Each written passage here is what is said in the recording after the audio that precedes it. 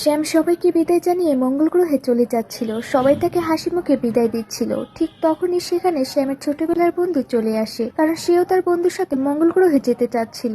শ্যাম তার বন্ধুকে না দেখে রকেটের ভেতরে উঠে পড়লো, সবাইকে শেষবারের মতো বিদায় জানালো। শ্যামের বন্ধু অনেক মন খারাপ করে, কারণ সে তার বন্ধুর সাথে যেতে পারলো না। শ্যাম মঙ্গলে যাওয়ার উদ্দেশ্যে রকেটটি স্টার্ট করলো। শ্যামের ছোটবেলার বন্ধু অনেক মন খারাপ করে একটি স্টোনের উপর বসে সেই রকেটটি দেখছিল। রওনা হলো রকেটটি মহাকাশে। শ্যাম যখনই স্পিড বোতামে চাপ দিচ্ছিল তখনই ইলেকট্রনিক শক খায়। সেই শকটি এসে পড়ে শ্যামের বন্ধুর উপরে। রকেটটির সাথে সাথে এলোমেলো হয়ে যেতে লাগলো। কন্ট্রোল রুম থেকে নো সিগন্যাল দেখাচ্ছিল। হঠাৎ করে শ্যাম বিশাল বড় একটি দানবে পরিণত হয়ে যায়। চারদিক থেকে হেলিকপ্টার তাকে ঘিরে ফেলে, আর সমুদ্রের মাঝে সে একটি বিশাল দানব হয়ে দাঁড়িয়ে আছে। এত বড় মানুষ দেখে সব আর্মি ভয় পেয়ে সেখান থেকে চলে যায়। এখনো তার হাতের ভিতরে সেই ইলেকট্রনিক লাইট জ্বলছিল। আস্তে আস্তে লাইটটা নিচে পড়ে উপরে উঠলো।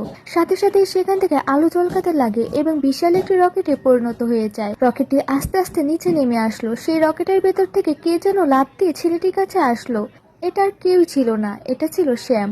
আসার সাথে সাথে তার বন্ধুকে হাই জানালো, মাথায় একটি স্পেশাল হ্যান্ডমেড পরিয়ে দিল। শ্যামের বন্ধু তো এবার অনেক খুশি। তখনই মঙ্গল গ্রহে যাওয়ার ডাক ভেসে আসলো, আর বন্ধুকে নিয়ে উঠে পড়লো সেই স্পেশাল রকেটে। সাথে সাথে রকেটটি মহাকাশে উড়াল দিল। এভাবেই গল্পটি শেষ হয়ে গেল।